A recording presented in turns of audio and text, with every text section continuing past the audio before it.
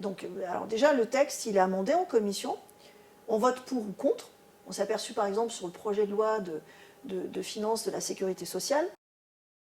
Tout à l'heure, vous nous parliez justement projet de loi, proposition de loi. Est-ce que selon vous, c'est plus simple ou plus compliqué d'être dans la majorité et est-ce que, avec le contexte actuel, vous voyez plus de difficultés? Moi, je préfère toujours être aux manettes plutôt que subir une politique gouvernementale, très clairement. Aujourd'hui, bien que je soutienne, moi, Michel Barnier, que je trouve que c'est quelqu'un, c'est un homme, un vrai homme d'État qui est responsable dans sa démarche, je le trouve responsable dans sa démarche.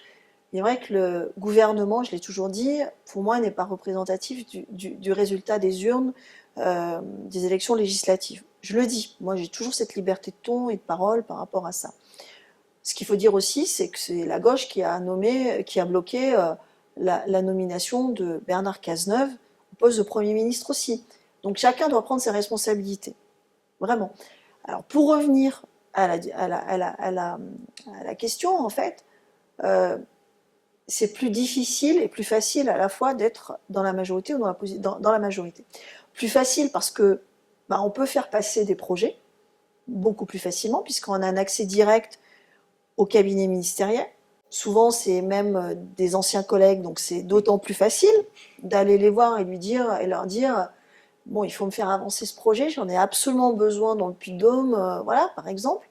Ou cet amendement, moi je porte un amendement pour une grande entreprise qui n'est pas Michelin cette fois-ci, mais pour une autre entreprise du territoire dans le cadre du PLF.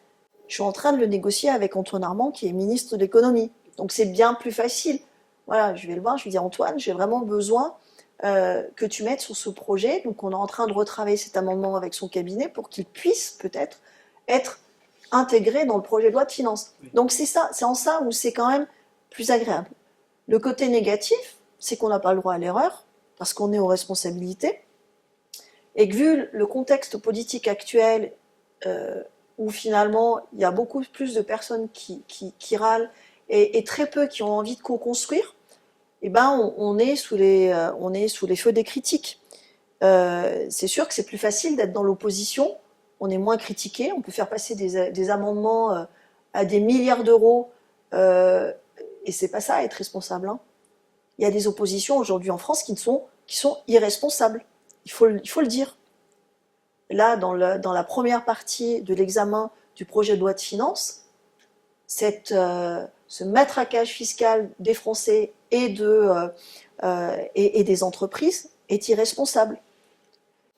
Tout comme le refus, le vote contre la contribution de la France à l'Union européenne, c'est irresponsable. Vous êtes étudiant, ça veut dire que vous aurez moins de bourse Erasmus si vous voulez aller étudier dans un pays européen. Ça veut dire que nos agriculteurs auront moins de subventions européennes, et on sait qu'ils en ont besoin. Ça veut dire qu'il y aura moins de projets européens sur nos territoires via le FEDER. Donc à un moment, certaines oppositions aujourd'hui sont irresponsables. Voilà, il faut le dire. Les oppositions aujourd'hui sont irresponsables. Donc le but, c'est qu'on attende. Et je pense que franchement, les Français, ils ont vraiment envie d'avoir des hommes et des femmes politiques qui soient responsables, qui travaillent ensemble, mais de façon apaisée, et puis dans l'intérêt de tous, pour le bien commun, quoi. Ils ont besoin d'apaisement, et aujourd'hui, on ne peut pas dire que c'est apaisé. Donc, être dans la majorité, ou dans ce qu'on appelle le bloc central, là, ça permet de faire avancer les dossiers, mais ça, la contrepartie de ça, c'est qu'on est sous le feu des critiques. Oui. Voilà. Par exemple, pour votre premier mandat, vous étiez beaucoup plus majoritaire à l'Assemblée nationale, donc ça devait être un peu plus facile, le travail législatif. Aujourd'hui, c'est plus nuançable. Est-ce que vous avez vraiment le ressenti d'avoir une vraie différence, ou est-ce que vous arrivez encore à travailler comme vous le faisiez avant? Déjà, pendant 2 ans, c'était pas évident, hein, voilà. Mais on a réussi à trouver, à avancer. Là, on s'aperçoit quand même, depuis le début de cette législature, on a adopté 2 textes transpartisans. Moi, je crois toujours à la culture du compromis. Voilà. Ça ne veut pas dire compromission, hein, voilà, je le dis très clairement. Mais je pense qu'on arrive, si on en a envie, on peut arriver à co-construire des textes transpartisans sur des sujets qui concernent les Français. Ils attendent ça de nous. Donc il faut vraiment qu'on réponde. Il y a des enjeux aujourd'hui, il y a des Français qui n'arrivent pas à boucler les fins de mois. Ils n'ont pas envie de nous voir nous disputer à l'Assemblée nationale. Ils ont envie qu'on avance. Ils en ont marre. Et moi, je vais vous dire franchement, parfois j'ai honte de siéger à côté de certains députés qui font le bazar et qui parlent non-stop de la Palestine, par exemple, alors qu'il y a des sujets quand même. Je ne dis pas que la Palestine n'est pas important, hein, loin de là. Mais il y a des sujets qui sont aussi importants en France et auxquels il va falloir qu'on apporte des réponses rapides. Parce que sinon, c'est les extrêmes qui arriveront au pouvoir en 2027. Et ça, moi, je m'y refuse. À travers tous ces acteurs, on va dire, de la vie politique, de la Commission jusqu'au Sénat, en passant par l'Assemblée nationale, est-ce que vous pouvez nous expliquer comment est-ce que vous choisissez les commissions parlementaires dans lesquelles vous siégez? Alors, on fait remonter, alors pour le choix des commissions, c'est un choix stratégique, là, hein, vraiment. Donc, il y a 8 commissions permanentes à l'Assemblée nationale. On choisit en fonction, alors on fait 3 choix, on émet 3 choix, on les fait passer à notre groupe politique, et on met choix numéro 1, choix numéro 2, choix numéro 3. Bon, moi j'ai eu de la chance d'avoir un groupe qui retienne chaque fois mes premiers choix, vraiment. Donc pour la première législature, moi j'ai souhaité faire partie de la commission de la défense nationale et des forces armées, du fait de la loi de programmation militaire qui allait arriver. C'est une loi qui, pour moi, était très importante sur le plan national et international pour la souveraineté de notre pays. Donc, et parce que aussi, notre département, on ne le dit pas assez, est un département où la défense est omniprésente, que ce soit l'industrie de la défense, mais aussi nos militaires et les familles militaires. Donc j'avais envie d'être aux côtés de cette problématique, de cette thématique de la défense nationale. Et donc, pour le premier mandat, j'étais à la défense nationale. En cours de route, une fois que la loi de programmation militaire 2023-2027 a été votée, je me suis dit, bon, c'est une commission où il ne va pas y avoir beaucoup de législation nouvelles à faire. Donc, j'ai demandé à changer de commission à mon groupe et à passer à la commission développement durable et aménagement du territoire.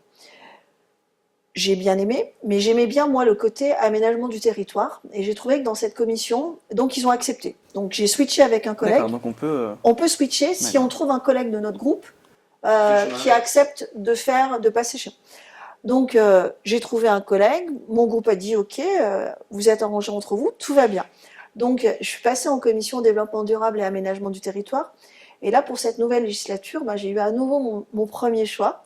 Donc j'avais demandé la commission des affaires culturelles et de l'éducation parce que moi, la thématique d'éducation me parle, parce qu'il y a de beaux projets culturels, parce qu'il y a le sport, parce qu'il y a les associations, et que c'est une commission, je pense, qui touche à la vie des gens donc, et à la vie de nos jeunes. Et je pense que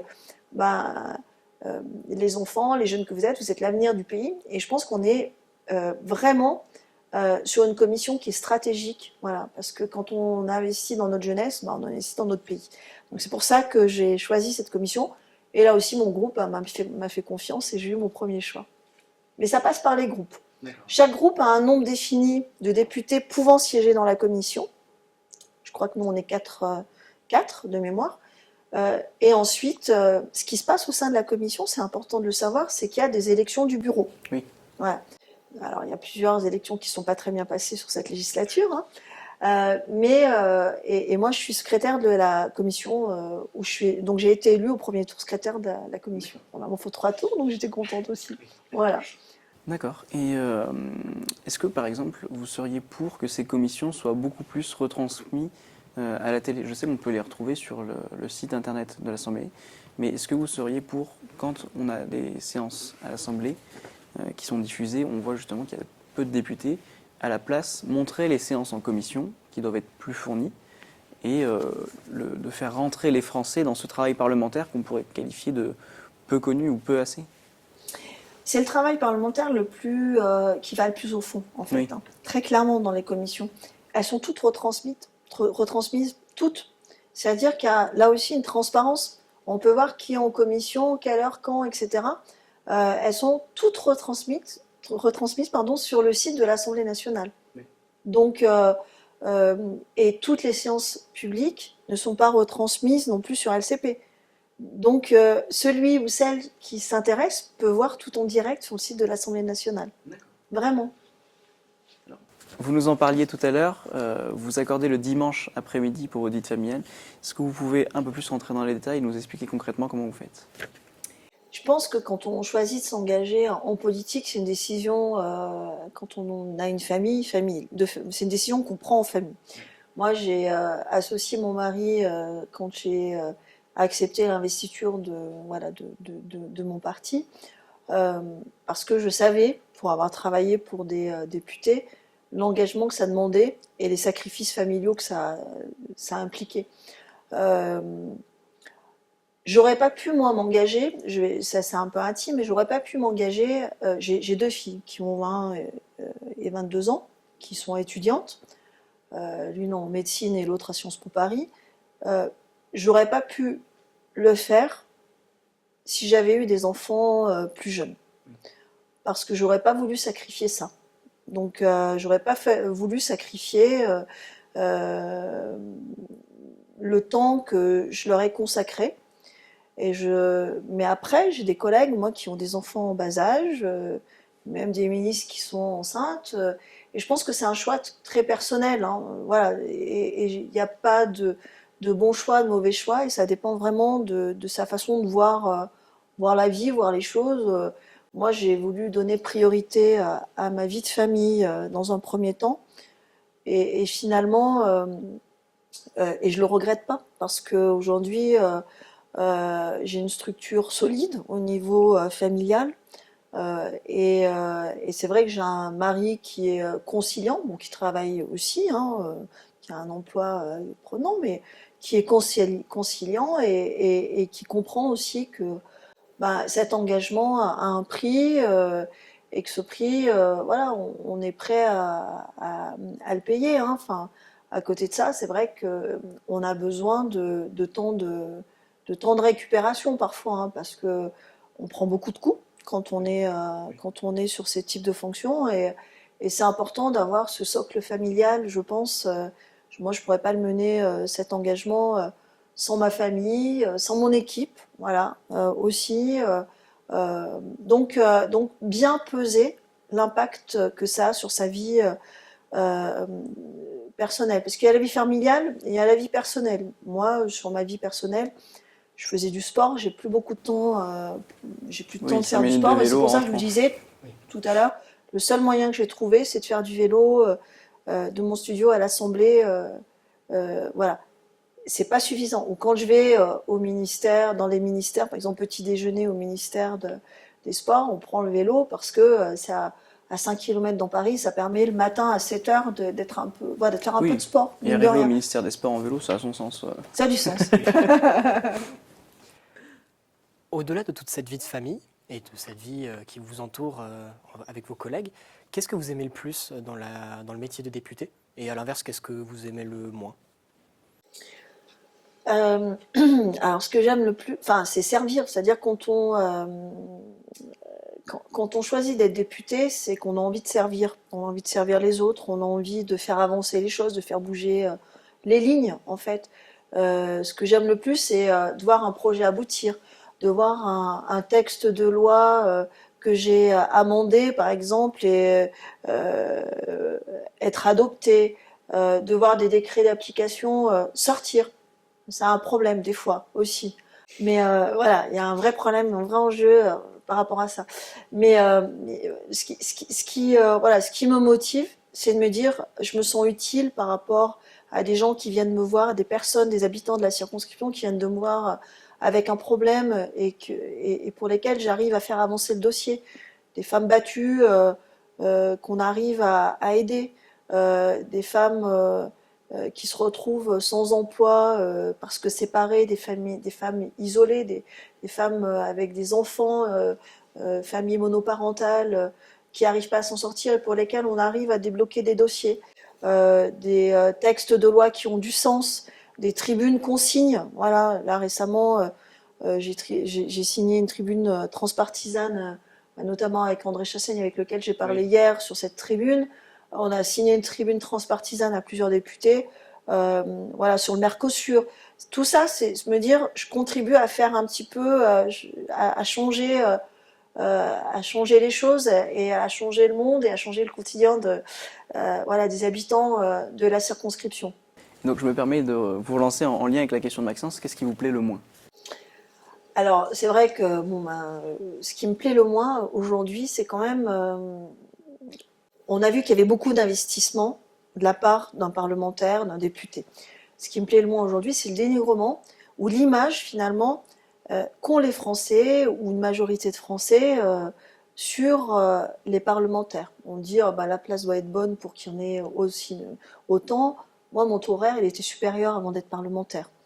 Après, c'est un choix. Mais ce que j'aime moins, c'est la non-reconnaissance finalement de tout ce qu'on essaie de faire. Et on essaie de bien travailler, je pense, quelles que soient les opinions politiques de chacun. Je pense que chacun, même ceux qui ont des opinions différentes des miennes, ils essaient de faire avancer les choses. Alors, souvent, maladroitement, hein, enfin, moi, je condamne complètement les agissements de certains députés, notamment de l'extrême gauche de LFI, hein, qui renvoient une image déplorable de l'Assemblée nationale. Hein, mais je voudrais dire, moi, aujourd'hui, qu'une grande majorité, sinon la presque totalité des parlementaires, on y croit et on s'investit, on travaille. Donc, c'est pas ce que j'aime le moins, mais c'est ce qui me fait le plus de mal, c'est-à-dire qu'on dénigre finalement les députés, qu'on fait du politique bashing, et je pense que ça fait pas avancer la cause ça fait pas avancer les idées, ça fait, au contraire, ça entretient un climat qui est pas positif dans notre pays. Oui, on voit un peu comme une cible facile en fait. Oui, alors je vais dire, quand on voit les agissements de certains, je peux le comprendre, hein, qu'on soit des cibles faciles, mais je voudrais dire, tout le monde n'est pas comme ça, enfin, tous les députés sont pas comme ça, et moi je suis vraiment convaincue qu'on peut faire changer les choses et qu'à un moment il faut que le regard des Français change sur leurs élus. Et j'aurais presque envie de leur dire, mais allez-y, présentez-vous, vous verrez, c'est pas facile d'être toujours élu. Vraiment, c'est pas facile. Hein, enfin, et pourtant, on essaie de faire bien. Enfin, je pense qu'on est une grande majorité à essayer de faire bien, à servir comme on peut. Et cet anti-parlementarisme, je l'ai déjà dit, c'est l'antichambre de la montée des extrêmes. Donc soyons vigilants par rapport à ça. Alors, vous l'évoquiez tout à l'heure, est-ce qu'on pourrait parler un peu plus du déontologue de l'Assemblée nationale? Alors, quand on est élu député, on a un rendez-vous avec le déontologue. Moi, j'avais une entreprise, comme je vous l'ai dit, donc je lui ai présenté voilà, toutes les activités. On a une déclaration obligatoire à la Haute Autorité de transparence de la vie politique, où on déclare notre patrimoine, nos implications dans différents conseils d'administration, etc.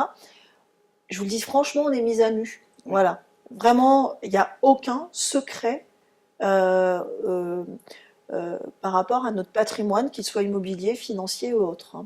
Le tout, c'est de voir si on ne s'est pas enrichi. Ce qui n'est pas mon cas, puisque, comme je vous ai dit tout à l'heure, je ne me suis pas engagée pour ça, puisque mon taux horaire était bien supérieur avant, vraiment. Le déontologue nous dit tout ce qu'on a le droit de faire, tout ce qu'on n'a pas le droit de faire. Voilà. Et surtout ce qu'on n'a pas le droit de faire. On a 3 enveloppes budgétaires et nous on a une enveloppe qui s'appelle avance frais de mandat, sur laquelle on peut, impacter toutes nos dépenses liées aux frais de mandat. C'est un compte particulier et on est contrôlé. Tous les députés sont contrôlés. Moi j'ai été contrôlée lors du dernier mandat. Tous les députés sont contrôlés. On épluche toutes nos factures. Ça va des factures de parking à 2 euros, d'un achat en ligne, tout est contrôlé. Les frais de restauration, etc. Donc il y a une vraie transparence. Quand on est invité aussi, par exemple, à un déjeuner, ou quand on a un cadeau, je n'ai jamais eu, hein, mais de plus de 150 euros, on est obligé, c'est une obligation, hein, de le mentionner. Et l'entreprise qui le fait est aussi obligée de le mentionner. Quand on est, moi je sais qu'il y a eu des voyages en Israël, ben, voilà, et pareil, j'ai dit non aussi, mais on est obligé de mentionner ces voyages et des voyages. Voilà, c'est pour éviter que les lobbies soient trop présents à l'Assemblée nationale. Donc il y a vraiment une réglementation de transparence de la vie politique qui est énorme. Et l'odontologue, lui, il est là pour nous dire on a le droit, on n'a pas le droit. On a une question, par exemple, là je me suis posé la question, est-ce que je peux remettre des coupes j'avais des associations sportives qui me disaient est-ce que Madame députée, vous pourriez nous remettre des coupes. J'avais pas la réponse. Pour pas faire de bêtises, on a écrit au déontologue, est-ce que c'est possible, etc. Et il nous donne tout un texte en disant, selon l'article 21, vous avez le droit de remettre ci, les coupes sont donc permises, voilà, dans la limite de dépenses, etc. Donc on est vraiment ultra contrôlé. Et ça, c'est très bien, je trouve. Hein. Donc, on ne peut pas faire n'importe quoi en tant que député. Et cette charte, finalement, de transparence de l'utilisation des fonds publics pour d'autres élus, elle n'est pas aussi présente quand même. Et ça, je le regrette. D'accord. Je me permets de vous poser une question qui aujourd'hui nous a été posée par une internaute, justement. Que pensez-vous de l'inflation législative et des lois dites symboliques ? C'est un gros sujet en fac de droit. C'est pas un sujet qui est récent. Hein. Déjà, au XVIIIe siècle, au siècle des Lumières, Montesquieu disait, de mémoire, il s'inquiétait déjà des lois inutiles qui affaiblissaient les lois nécessaires. Donc c'est pas un sujet qui est vraiment qui date d'aujourd'hui. Moi, quand vous parlez d'inflation législative, moi, je parlerais plutôt d'inflation normative au sens large quand même, parce qu'il y a la loi, mais il y a les ordonnances, il y a les mesures réglementaires d'application aussi. Donc tout ça, c'est un tout. Je pense qu'aujourd'hui, on assiste quand même à un tassement de cette inflation normative, il me semble. Hein, même si le volume des codes divers et variés augmente toujours. Et leur poids aussi. Comment ? Et leur poids aussi. Quand on et leur poids, oui, voilà, le volume et leur poids, voilà, vous, en tant qu'étudiant, vous voyez, il augmente. Voilà. On sait que dans les codes, il y a de plus en plus de complexité. Je pense que c'est un vrai problème parce que ça complexifie beaucoup la loi. Et on s'aperçoit, par exemple, moi je suis en contact beaucoup avec les agriculteurs, ils n'en peuvent plus. Ils n'arrivent même plus à décrypter, et je les comprends, hein, s'ils font bien, s'ils font pas bien, s'il faut qu'ils ils ont le droit d'utiliser tel produit à telle période, à telle distance de tel... voilà, c'est très compliqué pour eux. Et donc, je pense mais il y a quand même un tassement. Je ne sais pas si vous l'avez vu dans vos cours, il y a un tassement quand même du surnormatif. Et je pense qu'aujourd'hui, il va falloir qu'on travaille effectivement à apurer ces textes de loi et les décrets d'application qui sont incompréhensibles parfois. Nous, des fois, on vote des lois et quand on lit les décrets d'application, on se dit mais l'essence de la loi n'y est pas. Ils ont complexifié finalement nous une mesure qu'on voulait plus simple en fait. Et ces décrets d'application ne reflètent pas toujours. Il y a la loi, l'application de la loi et puis les décrets entre les deux. Et c'est vrai qu'on s'aperçoit que des fois il y a un delta. Et ça pose problème. Je pense qu'il ne faut pas tout mettre sur le législateur. Il y a aussi d'autres facteurs qui rentrent en compte dans cette inflation normative, il me semble. C'est une remarque très intéressante parce que très concrètement, nous, on en parle très rarement des décrets d'application, on ne les voit jamais. Et une autre question justement en lien, je me permets, avec la vie universitaire. Est-ce qu'il vous arrive de travailler en préparation de loi avec des universitaires sur des domaines particuliers ? Alors, vous parlez des universitaires en droit, tu parles des universitaires en droit ? Alors, non, pas particulièrement, puisqu'on a à l'Assemblée nationale déjà notre équipe qui, voilà, c'est des anciens, c'est des diplômés. Là, moi, c'est un diplôme en master 2 d'Assas, par exemple. Et puis, on a les administrateurs de l'Assemblée nationale qui aussi encadrent bien le côté législatif. Hein. Là où ça m'arrive de travailler avec l'université, c'est sur effectivement des textes de loi qui concernent directement l'université. D'accord, oui. Oui. Donc vous avez des juristes au sein de l'Assemblée nationale qui Ah peuvent oui. vous aider et vous Ah accompagner. oui, bien sûr. Moi, par exemple, alors pas sur les amendements, mais ils encadrent vraiment, c'est les administrateurs de l'Assemblée nationale, ils encadrent vraiment le travail législatif et ils nous aident dans nos travaux législatifs quand on les sollicite sur tel ou tel point. Ah oui, bien sûr. On va commencer à approcher de la fin. Est-ce que vous auriez par hasard une anecdote marquante à nous raconter sur votre vie parlementaire de manière générale? Alors, je n'ai pas une anecdote en particulier. En fait, la vie d'un député elle est faite de rencontres, donc de rencontres avec des habitants de la circonscription, issus de plein de milieux différents, avec des histoires complètement différentes. J'ai des rencontres peut-être aussi à Paris qui m'ont marqué, hein, celle quand j'étais plus jeune avec Nelson Mandela, par exemple, hein, ou plus récemment avec Jean-Louis Debré, par exemple, avec lequel j'ai échangé sur le fonctionnement de l'Assemblée nationale et puis comment il voyait les choses. Voilà, ça c'est important. Voilà, des rencontres aussi lorsque j'étais étudiante et que je faisais mon stage de fin d'études au Quai d'Orsay, voilà, justement, où j'étais dans le cabinet des ministres délégués aux affaires européennes et j'ai fait la passation avec Michel Barnier qui venait aux affaires européennes, par exemple. Voilà. Et quand Alain Juppé était ministre des Affaires étrangères et de Villepin, son DIRCAM. Donc, c'est des rencontres. Enfin, je pense que j'ai pas d'anecdote en particulier. J'en ai des centaines. Enfin, voilà. Mais je pense que les anecdotes les plus significatives, c'est effectivement les rencontres humaines, les rencontres avec les gens qui nous permettent de nous enrichir. Voilà, c'est important. Et c'est pas toujours les personnalités au sommet de l'État qui nous enrichissent le plus, c'est les histoires personnelles. Une rencontre qui m'a beaucoup marquée, j'en parle avec beaucoup d'émotions, c'est la maman d'Eva, par exemple, aussi. Voilà. Voilà, il y a des rencontres comme ça marquantes dans un mandat qui nous font nous investir sur une problématique, une thématique plus particulière. Voilà. Pour Eva, j'ai cité Eva dans l'hémicycle sur un texte sur les ordonnances de protection, par exemple. Voilà.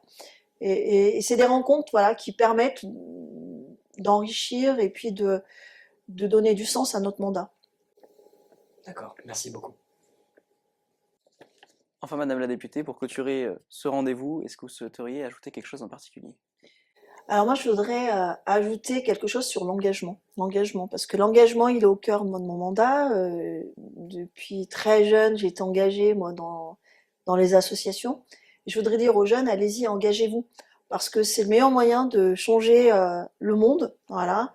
C'est le meilleur moyen aussi d'apprendre de nouvelles compétences, le travail en commun, voilà, de faire avancer des projets collectivement, l'humilité, le respect de l'autre.